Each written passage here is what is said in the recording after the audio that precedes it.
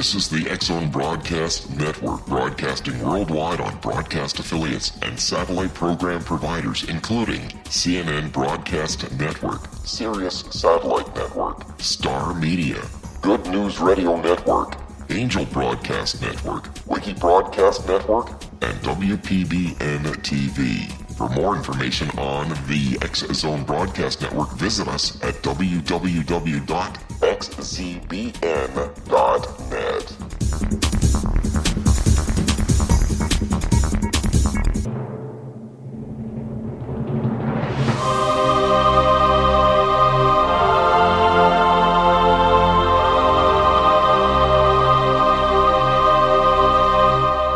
The Science of Magic with Gwilda Wiyaka is largely an opinion talk show. All opinions, comments, or statements of fact expressed by Gwilda Wiyaka's guests are strictly their own and are not to be construed as those of the Science of Magic or endorsed in any manner by Gwilda Wiyaka, REL-MAR McConnell Media Company, its affiliated networks, stations, or employees.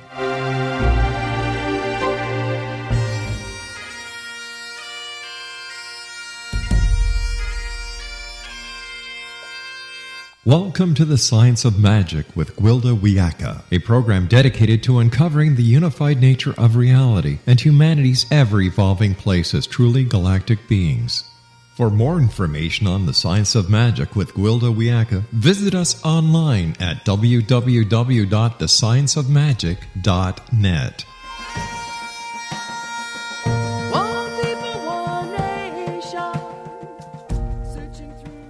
Welcome to the Science of Magic, a program combining the science and magic of today's leading topics to co-create new solutions and promote evolutionary thinking. We're coming to you through the leader in responsible, paranormal, and alternative science programming, the X-Zone Broadcast Network, xzbn.net, and can also be found on our website, thescienceofmagic.net. I'm your host, Gwilda Wiyaka. This hour we'll be exploring divination and process. Well before tarot or rune casting came on the scene, all shamanic practices contained numerous forms of divination. Tarot was actually originally a card game until the late 18th century, when it began used for divination. Shamanism, on the other hand, is between 40 and 50,000 years old. Historically, divination was mostly used for telling the future, but many shamanic applications include the use of divination as a spiritual healing tool. Divination can be used to ascertain what issues are standing between a person and their abundance and happiness. It can point out belief systems that cripple us. As we are now starting to understand that we actually create our experience, the latter approach makes a lot more sense. Whether you're using the shamanic journey, tarot, runes, or any number of the more New Age divinational forms, the key is asking the right questions. If we're just trying to see what's going to happen, we're doomed to mixed results at best. While all divinational tools use the principles of synchronicity to access information, the information can only be as good as the question asked. In order to ask effective questions, we need to understand a little bit about how the way life really works. We are not passive victims of destiny. While we are subject to the way life works and the cycles inherent therein, we do have some say in the matter. Think of it like this. The cycles of life are the playing board, synchronicity the dice, but the strategy of the game and what we choose to do with what we are dealt is up to us. Divination can be used to help us make decisions based upon our options. It's our decisions and actions that ultimately dictate our future among many possible outcomes. We're only as powerful as we are clear. That is to say, if we don't believe we have choices, we never see them, much less take advantage of them. Our conditioning and agreed-upon reality of the culture, our damage, and resulting defense mechanisms all play a part in reducing the mobility on the game board of life. The problem in asking what's going to happen is that whether consciously or unconsciously, we do indeed co-create our reality. Our future depends on our thoughts, beliefs, intentions, and actions combined with the overall currents of life. I'll never forget the first shamanic journey in which I asked, "What's going to happen to me?" The answer, "What do you want to happen?" I found it very confusing at first until I factored in not only the currents of life, but clear intention, personal power, and responsibility. When using divination rather than asking what's going to happen, we can decide what we really want to have happen. That's not as simple as it sounds, as often our belief systems limit our understanding of what's possible or desirable. Next, we decide under what conditions we wish to have our desires met. For instance, a person may want to become a famous artist, but not if they have to die before they're recognized. The question becomes, given I want to live in joy, abundance, ease, longevity, and good health, what's standing between me and being a famous artist in my lifetime? The divinational tool can draw to our attention the issues holding us back. We can choose to tackle our limitations or decide it's more trouble than it's worth. The choice is ours. Ultimately, the buck stops here. Our guest this hour is Kooch N. Daniels, M.A., co-author of Tarot at the Crossroads, The Unlikely Meeting of Tarot and Psychology. Kooch has a master's degree in psychology from Sonoma State University. She's also a professional intuitive and has spent her life doing readings as a way to help people unlock their highest potential and clarify the best path to success. Kooch helps people develop their intuitive abilities by learning to listen to their silent voice of inner wisdom. After this commercial break, I'll introduce Kooch, and together we'll discuss the magic of divination and its psychological applications. So don't go away. You're listening to The Science of Magic. Prior episodes can always be heard on our website, thescienceofmagic.net.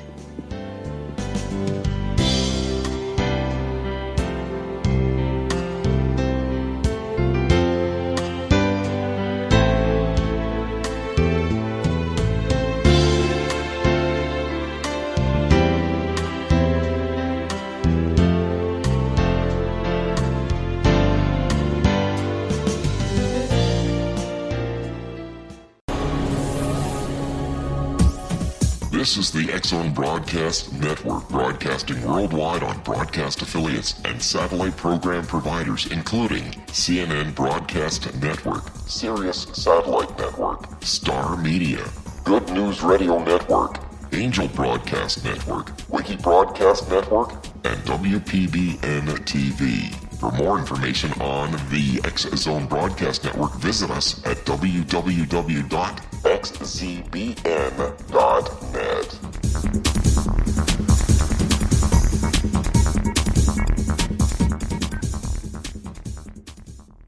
How would you like to be able to read other people's minds? Well, the next best thing is here. When you know how to read a person's name, you know how the person thinks, feels, and behaves. Each letter in our name holds a key to unlock our true essence. Our name contains both our gifts and challenges in this lifetime. Mnemology science discovers personality secrets hidden in the placement of the letters of our names, including the first and last impression people remember about us. Sharon shows us how to interpret the arrangement of letters as outlined in her book, Know the Name, Know the Person. Sharon Lynn Wyeth created mnemology science after 18 years of research and testing her theories, and has supported thousands of people around the world in understanding themselves and others better. You'll enjoy Sharon's unique teachings as she shares her system to learn the gifts behind your given birth name. Even if you don't like your birth name, there are jewels in this book. If you're thinking of changing your name, ready to name your child, or wanting to get along better with others, this is the book for you.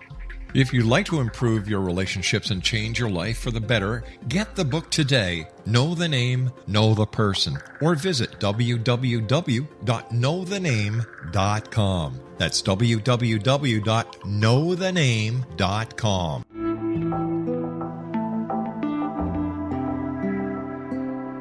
Take a step back in time and discover old Florida cuisine at Marsh Landing Restaurant in Fellsmere, Florida. Enjoy delicacies such as frog legs, gator tail, catfish, and swamp cabbage, or enjoy the more traditional cuisine such as hand-cut Angus steaks, ribs, and seafood. Join us for breakfast with a southern flair featuring sweet potato pancakes, biscuits and gravy, and much more. Planning a party? Marsh Landing's private dining rooms can accommodate groups from 8 to 80 people. While you visit, enjoy the historic pictures, artifacts, and stories that line the walls. Marsh Landing is truly a unique experience. Marsh Landing Restaurant, 44 North Broadway in historic downtown Fellsmere, or visit marshlandingrestaurant.com. Marsh Landing, Old Florida cuisine at its best.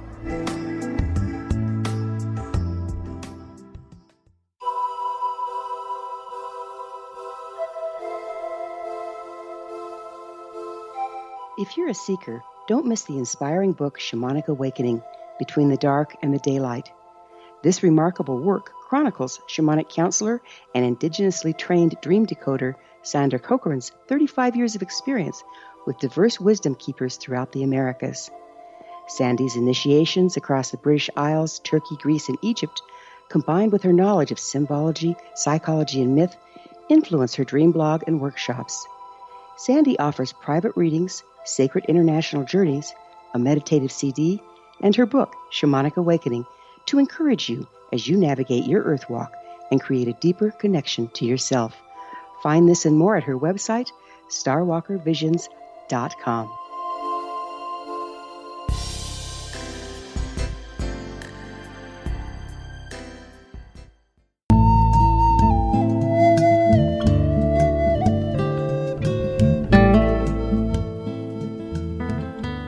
Welcome back. This is the Science of Magic, dedicated to unification and evolution of consciousness. I'm your host, Gwilda Wiyaka. While no replacement for scientifically based and tested psychotherapy techniques, divination can often help view issues from a different perspective. Most divinational tools access the unconscious by engaging the imagination through symbology. Much like an ink blot test, what we perceive can not only be telling, but very helpful in determining the next steps in our process. With us this hour to explore the topic is Kooch N. Daniels, M.A., co-author of Tarot at the Crossroads, The Unlikely Meeting of Tarot and Psychology. Kooch is a professional intuitive and has a master's degree in psychology from Sonoma State University. Her website, cybermystic.com. Kooch, thank you so much for joining us on the Science of Magic. Thank you for inviting me. And I just wanted to say, when I was listening to your introduction, I was going, how am I going to follow that? That is so deep and wise and well said. So I think you've already said so much. I don't know how I'm going to add anything, but it's really nice to be here, and thanks for inviting me. It's lovely to have you, and I'm sure we can come up with some good stuff. So you have a master's in psychology. What got you started with tarot? Actually, that's a long story, because I was interested in metaphysics when I was a teenager, and when I was really young, I used to do ghost busting, and I hung around with an incredibly strange group of people who would do things like see ghosts and do readings, and I was so amazed that people could actually read other people, and I always wanted to do it myself. And I moved to California when I was 19 and joined an organization. Well, I first started taking classes on divination, and then I joined a group called Narug, who were in divination. They were totally into divination and teaching divination, and I just started picking up cards and trying to figure out, how am I going to do this? It's always a trial and error, though, isn't it? Because we all kind of look at it differently, right? Each person comes to the table with their own set of experiences and expectations, and so we all have a little unique and different perspectives. Yeah. So how does tarot work? What's the science behind it? You're looking for science, and I'm going to replace the word science with what's the magic behind it. Because it's universal. It speaks through the language of symbols that are universal and archetypal.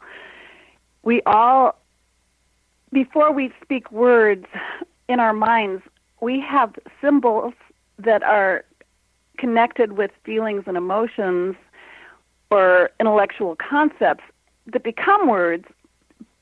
When we sleep, we dream in symbols. In our mind understands symbols, and when we're looking at the tarot cards, they're illustrated with symbols. And so if your question was, how does tarot work? Through the language of symbols and the communication of symbols, which are really subconscious because they're not really logical. We don't think we're thinking in symbols. We think we're thinking with words.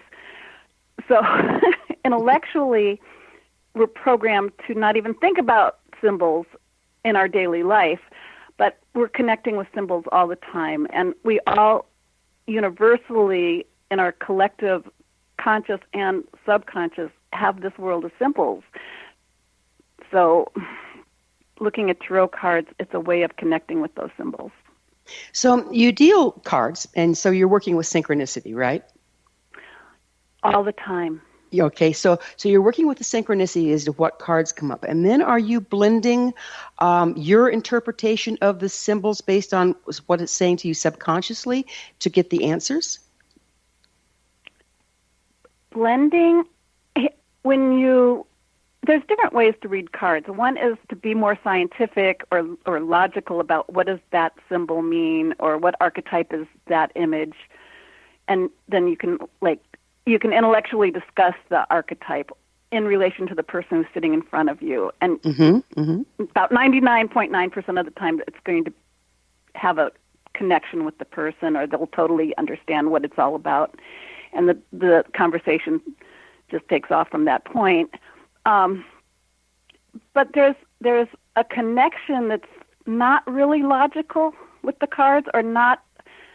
It doesn't want your intellect to be involved. It wants your intuition to roam free in the world of nonverbal communication, or the world without words.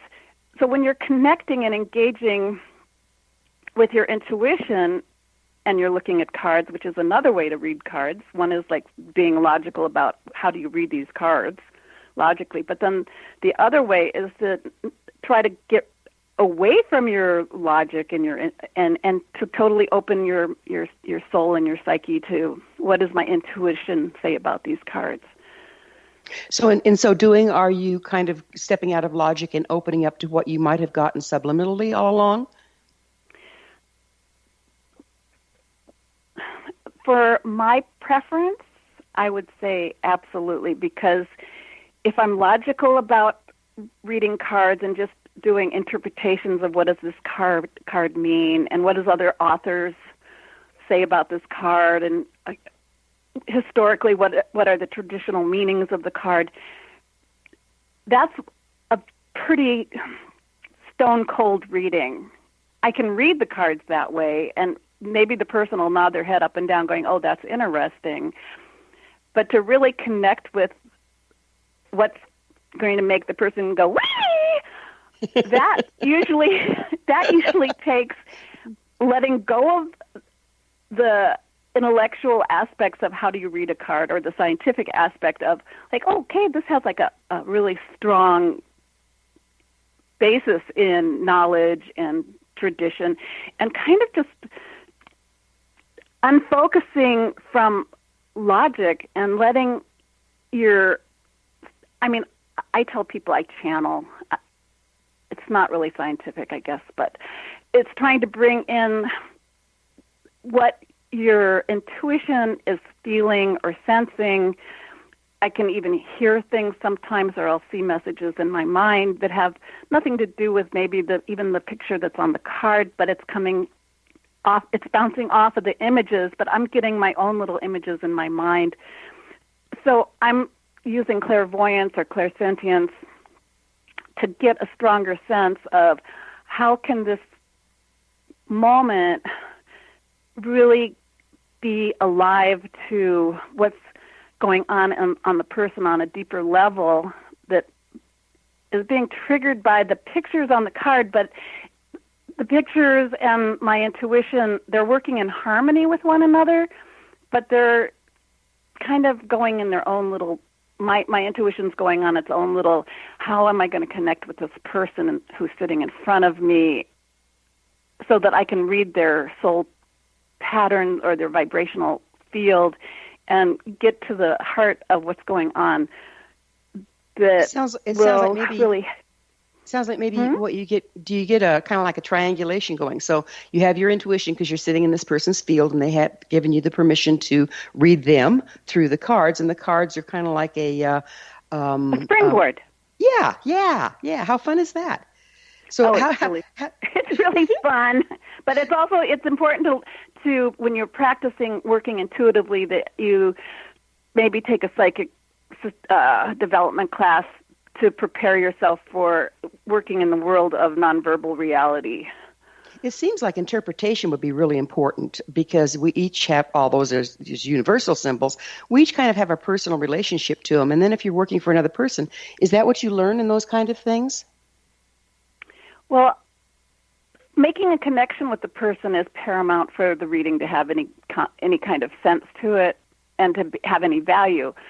And I think being someone who has studied psychology, all of that was a really good foundation for trying to understand how does the mind work, how are we wired on an emotional level, or how does our body and our mind work together. So there is that connection to be able to understand the person. The more you know about yourself, even if you haven't studied psychology, but understanding our universal qualities that we all share, and the more you can understand about how do people think, how does the mind work, it all helps understand other people. So I think there's the first card is the magician, and the axiom for the magician is know thyself.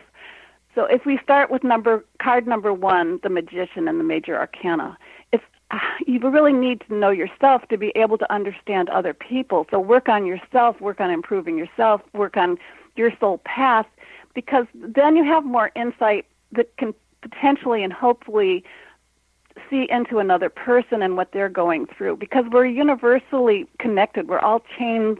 We're all links on the same chain. We all have a human nature and a mammal body, and women give birth, they have periods, they're connected with lunar energy. Men are more solar and intellectual and have this machismo and, the will to conquer. And, but there's similarities that we all share. They're common to all of humanity. And the more we can understand how we are all one, how we all suffer, how we all can cry, and how we all have feelings, and how we all desire love, all of our understanding of how we are all linked enables us, or a reader, to have more empathy and understanding of, well, what part of life is the person sitting in front of me going through? Yeah, it seems like, I studied psychology, and it's like they say it's dealing with the emotions, but really it's thinking about them. And it seems like the Tarot approach is much more soulful and connected. Is that what you're saying? Coming from different points of view, if you look at it from an intellectual point of view, then it's all about thinking. But if you look at it from an emotional point of view, it's about feeling. If you're looking at it from the spirit point of view, it transcends both of those things, because you're trying to understand the spirit, which is a combination of emotion and intellect, and goes beyond words, because you're moving up more into the higher realm of transcending our animal nature, transcending our human frailty, to become spirit, to become more connected with the light and what creates the life force itself. So symbols, we're about out of time here, but symbols I'm sorry.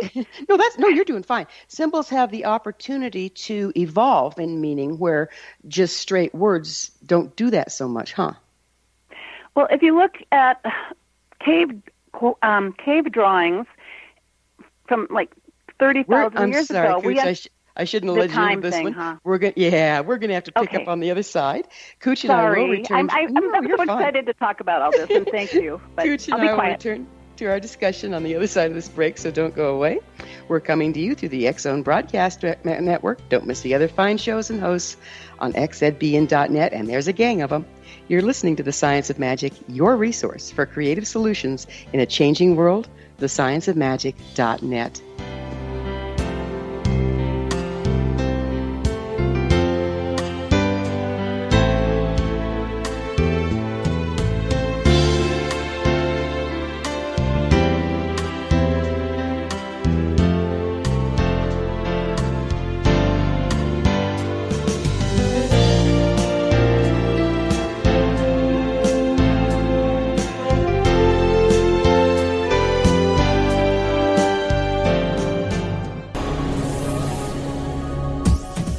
This is the X-Zone Broadcast Network, broadcasting worldwide on broadcast affiliates and satellite program providers, including CNN Broadcast Network, Sirius Satellite Network, Star Media, Good News Radio Network, Angel Broadcast Network, Wiki Broadcast Network, and WPBN TV. For more information on the X-Zone Broadcast Network, visit us at www.xzbn.net.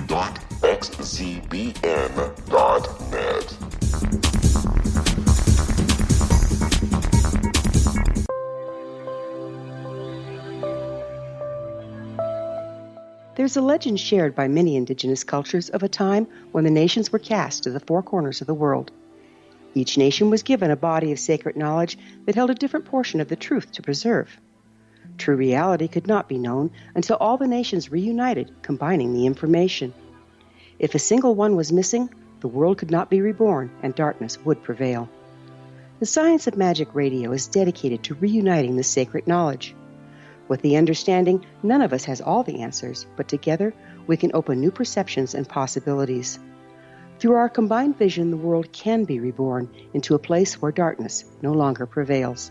Join me, Gwilda Wiyaka, and the Science of Magic daily on the X-Zone Broadcast Network, xzbn.net, or visit us at thescienceofmagic.net.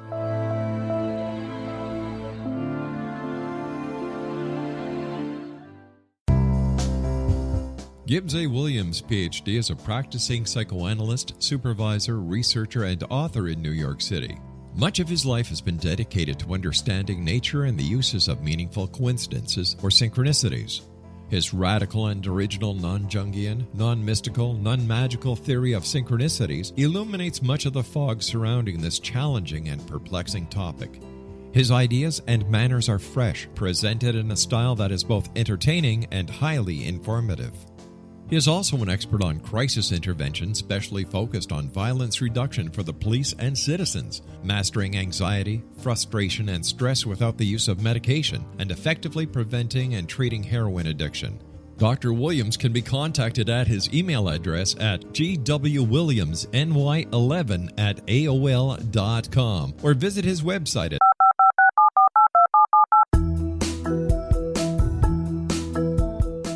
Did you know that when you're on the road with limited data or Wi-Fi, you can still listen to the X-Zone Radio Show with Rob McConnell, The Science of Magic with Gwilda Wiyaka, X-1, Dimension X, Space Patrol, and every minute of the X-Zone Broadcast Network by calling 213-401-0080, courtesy of Audio Now. No smartphone, app, or internet needed. It saves your data plan and it's free if you have unlimited minutes.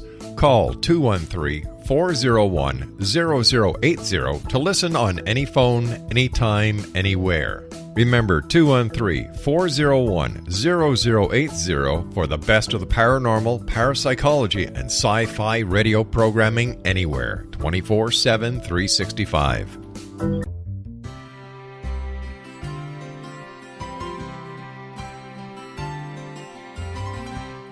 True healing must address 4 levels: physical, emotional, mental, and spiritual, for us to live joyful and productive lives. We tend to treat 3 of the 4, leaving the spiritual languishing. If you're tired of the same dysfunctional patterns cropping up in your life, Soul Balancing is for you. Trixie Phelps, owner and founder of Soul Balancing, is a naturally gifted energy healer trained in numerous esoteric forms, including shamanism. Trixie has created a powerful modality that safely and effectively clears your energetic field. A soul balancing session can remove interference, heal trauma, and restore your hope. Contact Trixie for a life-changing long-distance session today, www.soulbalancing.world.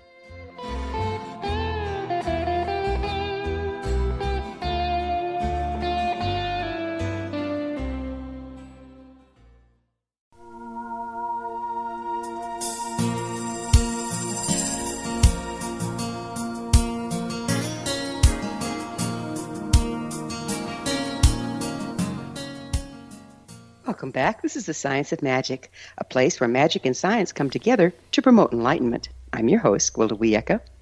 We cover what's hot for in-depth exploration of leading-edge subjects from numerous authorities and viewpoints.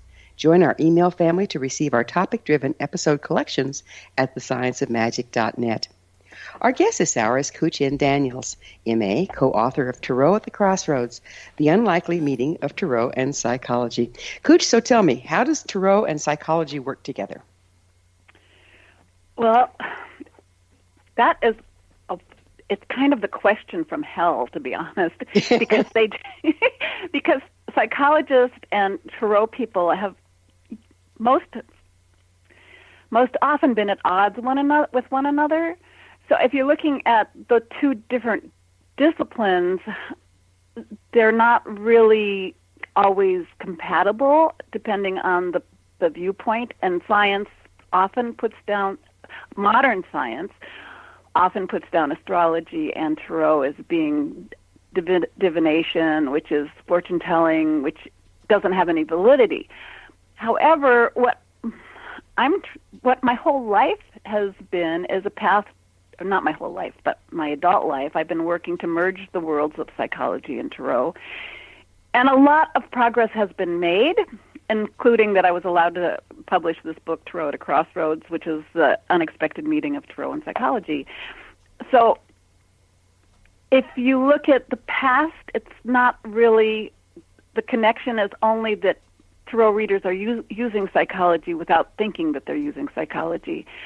And psychologists would say there's nothing valid in Tarot, but things are changing. The new world is more receptive. Tarot is going more mainstream, and there is more of a merging. And I think being able to publish this book, it's like bringing it to the attention of the world and saying, look, these two sciences, a divination science and an academic science, they can work together, and they can actually, they're joined at the hip because one needs the other, and the other can enhance the other.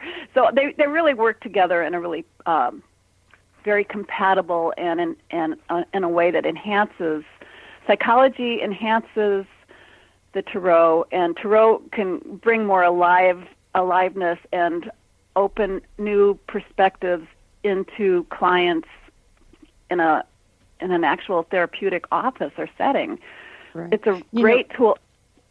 When I don't know what it's like now in California, but it used to be that if you were, a medical professional, you were not allowed. You might lose your license for referring to a tarot reader or a shaman. Is it still the case out there that they're really keeping the two separate?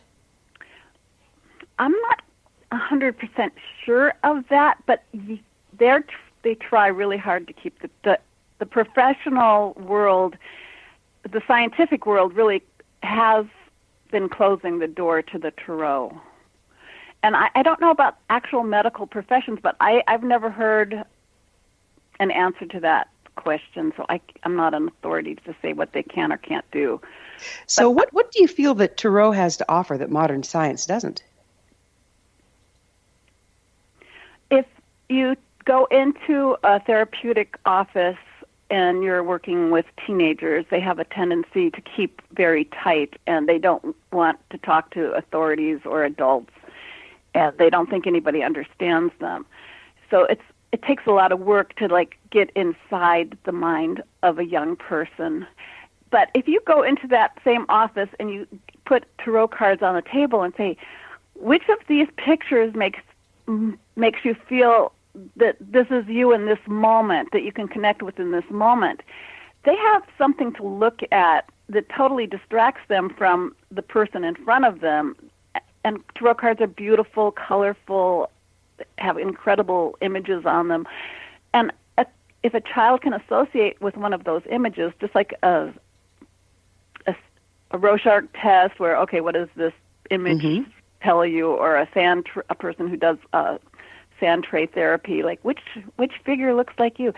You can do the same thing with Tarot cards, and you're gonna have a way into that person that is not a traditional way of communicating, but it opens up the door to communication.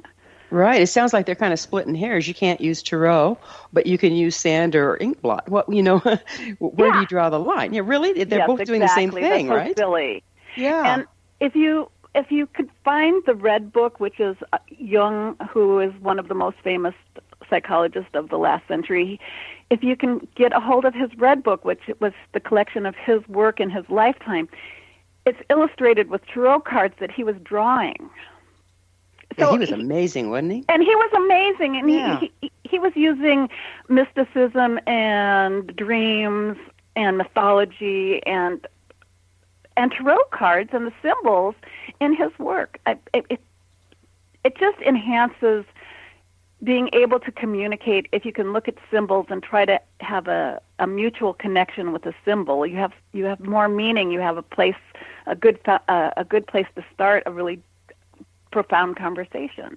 And then it leads us back to where we were at the end of the last segment, is the symbology has a lot more mobility for evolving concepts, doesn't it? Yes, because we all have connections with symbols, and those symbols, even though we have different perspectives on what they can mean to us individually, they're connecting points as well. You have a mother, I have a mother, we have a symbol of a mother within our mind. So if I'm looking at the third major arcana card, the Empress, she's a mother figure. She's nurturing unconditional love, the woman who pours forth care and nurturing to her children.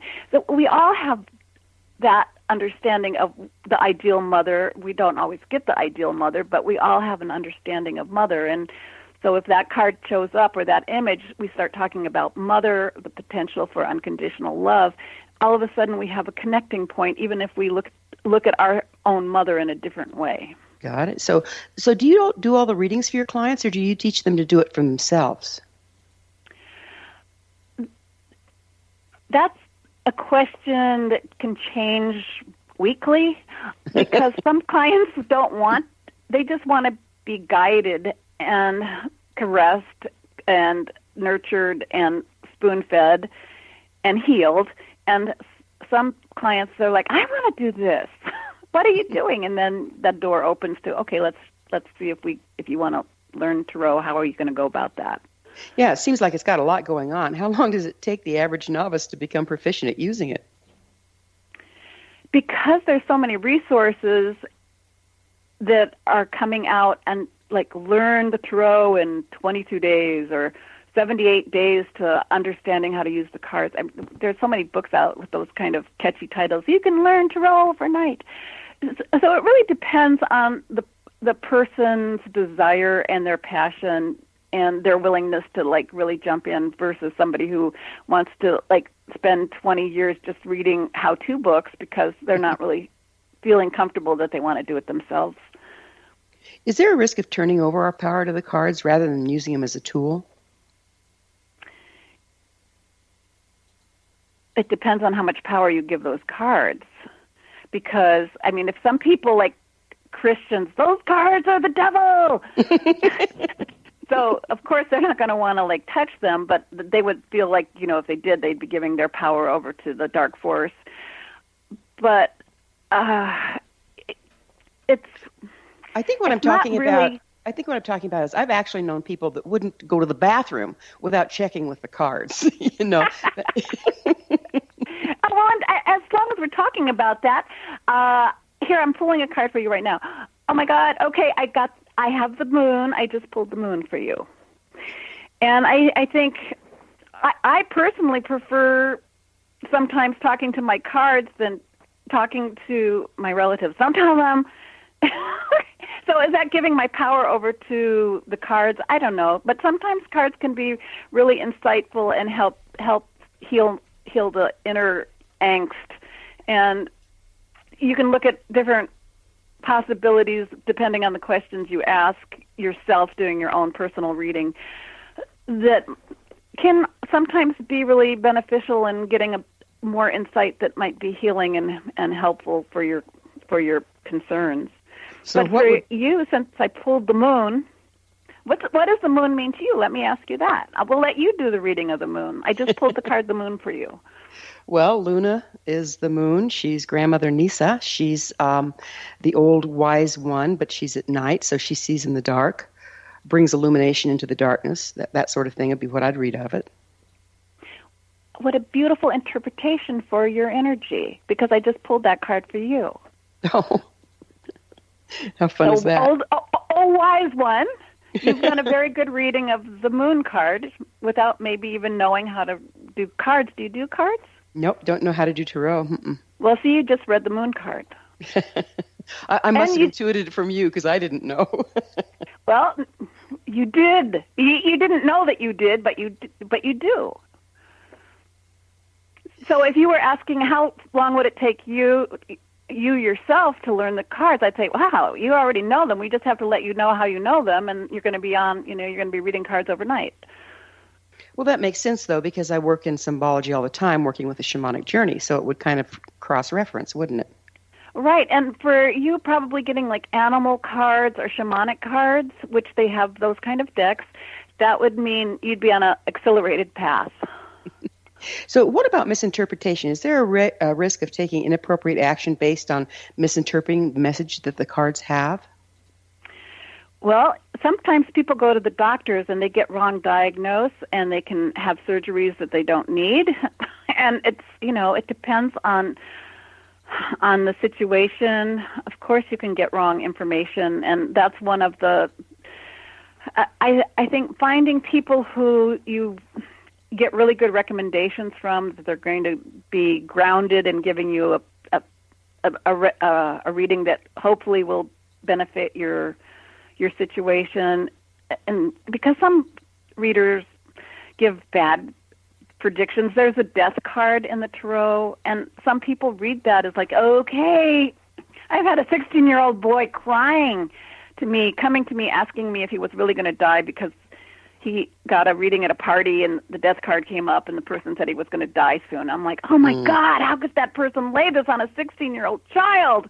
So yes, people can read the cards in ways that mess with other people, and going to classes about how to read cards can sometimes help people not do stupid things when they're doing readings. And there's ethics involved with how do you do good readings, not sharing people's secrets, not stepping on people's dreams, not trying to make yourself out to be like, God in relation to their life. We're going to have to pick up with this on the other side of one of those other breaks. Kooch and I will be back shortly, so don't leave us now. This is The Science of Magic, thescienceofmagic.net, your resource to altruistic professionals of science and the esoteric working to create common ground for the betterment of our world. We're in this together. Your thoughts are very important. If you have any comments or topics of interest to suggest, please email me at info@thescienceofmagic.net.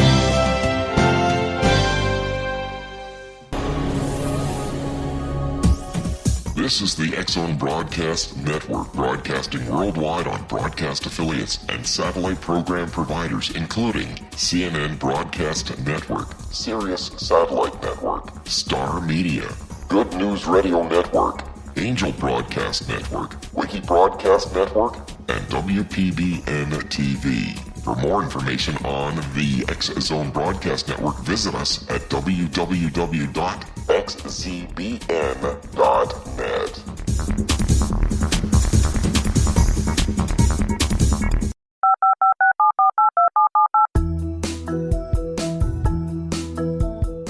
Did you know that when you're on the road with limited data or Wi-Fi, you can still listen to the X-Zone Radio Show with Rob McConnell, The Science of Magic with Gwilda Wiyaka, X-1, Dimension X, Space Patrol, and every minute of the X-Zone Broadcast Network by calling 213-401-0080, courtesy of Audio Now.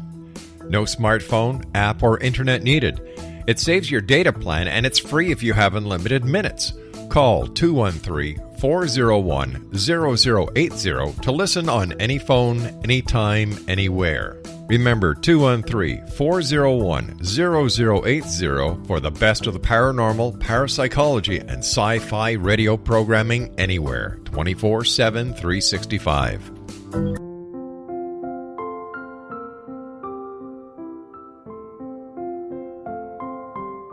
I am Dr. Carl O'Helvey, founder, president of a new cancer foundation focusing on evidence-based physical, mental, and spiritual interventions, including natural cancer cures, prayer, meditation, affirmations, nutrition, and other related holistic cancer prevention and cure modalities. These are used in cancer education, research, and financing care. I ask for your help to continue this important work by donating at www.holisticcancerfoundation.com.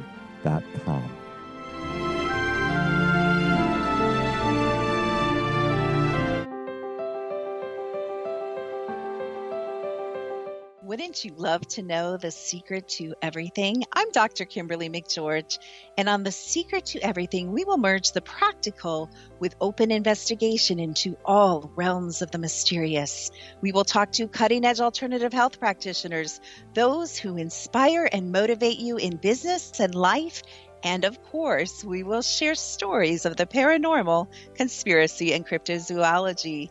You will transform because of the frequency I carry, the frequencies my guests carry. Life may never be the same after you listen to this program, for the secret to everything is for you, the listener, for those who desire more in every area of their lives and believe that it can still be found. Listen and discover thesecrettoeverything.com.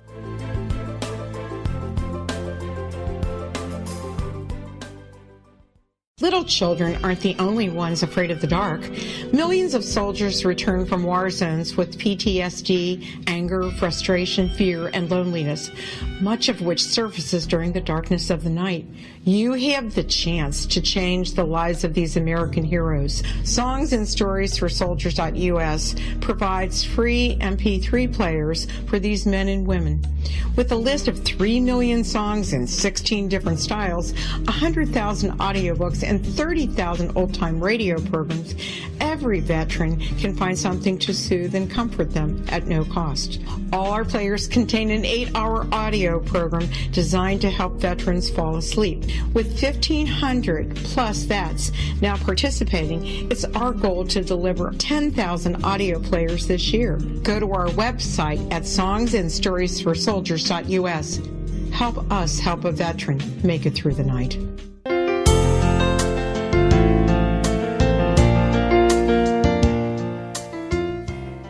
Welcome back. This is the Science of Magic, bringing together gifted people of service to the world. I'm your host, Gwilda Wiyaka. What's up in your world? Email me at info@thescienceofmagic.net and suggest a topic that's on your mind. You're probably not the only one interested. And speaking of gifted people of service to the world, our guest this hour is Kooch N. Daniels, M.A., co-author of The Tarot at the Crossroads, The Unlikely Meeting of Tarot and Psychology. You know, we were getting into an interesting subject before the end of the last segment, Kooch, and that was ethics. What part do you believe ethics needs to play with Tarot? It needs to go hand in hand with Tarot, because a person needs to feel safe in another person's company if they're going to bare their soul. The best Tarot readings are when a person feels comfortable enough to dive into their soul depth and let things shift a little bit and look deeply into what's going on. And if a person if they don't feel safe, then that's not going to happen. So your best readings come when there is a feeling of safety, and only an ethical situation where a person knows that their secrets aren't going to be put on the news, and that they can trust that a person isn't going to tell them that they're going to die tomorrow. It's just really valuable to have some really good ethics. And psychologists all have ethics, and doctors have ethics, and lawyers have ethics. So, you know, it's a code of decency. It really is, isn't it? I mean, you know, the good news about this stuff is it really works, and the bad news is it really works. And if people don't hold the information sacred, it's a real violation, don't you think? And I love the word sacred, and yes, it's worse than that, because a person can be really crushed because they're in a vulnerable situation, usually when they're opening their soul, So how's using tarot of psychology different from the normal what's going to happen to me approach of divination? Well, if we can get psychologists to be more comfortable using tarot, and tarot can take have a more positive frame around it instead of it being something that's fortune telling, then it can go places that divination can't go. For instance, it can go into boardrooms. I know people in the California Bay Area that actually have tarot readers come in, and they're problem solving, and it brings in another way of looking at a situation that takes people into a different kind of feeling, and if the person has the right energy, they can take cards into business settings, which if a person has to have psychological grounding and a scientific foundation, otherwise that's not going to work. Yeah, boy, that's the truth, isn't it? And I think that's why this is the science of magic, is when you bring the two together, we're starting to get a much deeper, in-depth view of a lot of different things, aren't we? So how often does our tarot cards taken to represent other people in our lives? I've seen tarot readings go two ways. One, you're either representing something that's going on internally, or it might be representing something that's going on outside of us. Can you speak to that? When people are doing readings, both of those directions, the inner and the outer, the internal, the external, are going to be looked at, just like mind, body, emotions, and spirit. Those are keywords that you take with you into tarot readings. Like all of those levels of a being are being affected by their life, or they're engaged dealing with life. And when you go into a reading, you have to respect people on all those different levels, and that can be like emotions internally, emotions externally. Spirit is usually more internal, but our spirit also connects with other people. So I think cards can be read internally and externally, and they need to be looked at. In most readings, they're going to be looked at together.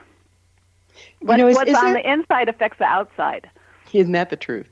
So is there a risk of a person using the cards to validate projection of issues rather than dealing with them internally? That's a question that trips people a lot, because sometimes people don't realize they're doing that. And then transference, it's like, what are we transferring? Mm-hmm. In our book, there's a whole section on transference. It's like, how are we transferring our reality onto the cards and onto the other person that's in front of us? How can we separate and have understanding that this is this person's reality, and how how am I projecting my thoughts on their reality? It's really kind of, you have to be on your toes, really, to not be projecting your reality. And part of learning to be a reader, I think it takes experience to see how, because we're in denial that because we think we're above that, we're not going to do that, but we do. So we have to really, it's through experience that all of a sudden you can catch yourself and go, oh my God, that's not right. I'm doing that. I'm not supposed to do that. So there's like a lot of learning how to not do that. Right. It seems like when we sit in a person's space, we can be picking up what they want to hear, and don't you need to be mindful that you're picking up what they need to hear versus what they want to hear? Well, the best readings are when you tell people what they want to hear. I'm saying that with, tongue in cheek, but in reality, people really want to. You tell people what they don't want to hear, they don't like your reading. So you have there's so much to be mindful of, and this is where psychology comes in, because it's like learning how to balance what people want to hear versus what they don't want to hear. How far can you take a person into, like, you don't want to hit a person over the head with your understanding of what's better for them psychologically or anything else. It's kind of like, you have to be really mindful of, like, how much is too much. how can you respect another person? The person needs to be respected on all levels. And is your understanding of their situation, how can you not be judgmental? That plays a really big key into doing a good reading. Yeah, being able to stay open and not be judgmental or not just try to pigeonhole is probably pretty darned important, isn't it? Mm-hmm. Yeah. And if somebody comes to you and they've murdered somebody and they're like bearing their soul, telling you that, like, you know, I did this, it's like, how can you like stay in that really centered, grounded place of not being judgmental and like try to like look at your options of how am I going to read that card? Which has happened to me, and it's pretty traumatic, really. So, you know, anything that you have to keep you inwardly, the inner wiring to keep it calm and, you know, connected in a way that you're able to generate positive light in the moment is really of value. So, Kooch, do you have a practice whereby you set up space before you do a reading? You mean, do I create like a space? Mm-hmm, sacred space. Mm-hmm. I take that with me all the time when I do readings. Mm-hmm. That's part of my training and what I know I need to do. So I don't necessarily have to think about it. It's just part of how I work. Right. But I do think about it, and I've done it. There's an initiation in learning how to create a sacred space so that, you know, you're protected, the person's protected. Psychic self-defense, how you're not taking on other people's demons, how you're not taking and ingesting their headache, and all of a sudden you have their headache or you have their backache.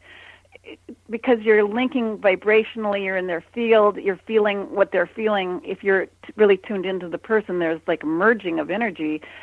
So you really need to know how to protect your circuits, right, so they don't get too heated. So here's one for you. Do you think we draw the cards we need, or do we get meaning out of whatever cards we draw? That is really a good question. I'm going to go with it works both ways. How do you decide if a person is not stable enough to hear what you're saying about tarot? I mean, sometimes people are kind of winged out, you know. How do you tell if they're psychologically stable enough to incorporate the process? You know, this question, if you can even take it up to another notch, which is how do you know if a person is stable enough to teach them to use the cards, mm-hmm, or to teach them the shamanic path? Right. So for a reading, because the worst reading that I've given like thousands and thousands and thousands of readings. I mean, I can't even tell you how many readings because it's been my whole life path, and I've been in situations. But the worst reading that really stands out in my mind is that I read a person who had just come out of, who was in a mental hospital, basically. But I didn't pick that up, and I didn't realize that because it was Halloween and she was in a costume, and I was just like, you know, everything is beautiful.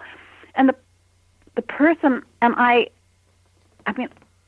there was just a total disconnect, and the reality basis, I found out the person had a total breakdown, and she was blaming me, and I was going, but I do, you know, I use the cards to heal and to try to help. I don't do things that hit people over the head. I'm really trained in not hurting people. I mean, I consciously work to use my words in a way that I'm not going to be messing with people in a negative way. And this person had a total breakdown, and I had to confront that. And then I found out that she was on medication, and she had come out of a nut house, and it's kind of like, why did I give her a reading? Why did I give her a reading? Yeah, time flies, and we are out of it. Kooch, thank you so much for bringing all your wisdom to the show. And I want to end on a positive note, which is the next card for you that I'm pulling is the Sun, which is a balance for the moon and positive energy. And thank you so much. I love being here. It's been wonderful. Our guest this hour has been Kooch N. Daniels, M.A., author of Tarot at the Crossroads, The Unlikely Meeting of Tarot and Psychology, cybermystic.com. You're listening to The Science of Magic. Until next time, dear ones, may you be blessed with knowledge and comforted with love as you create your future.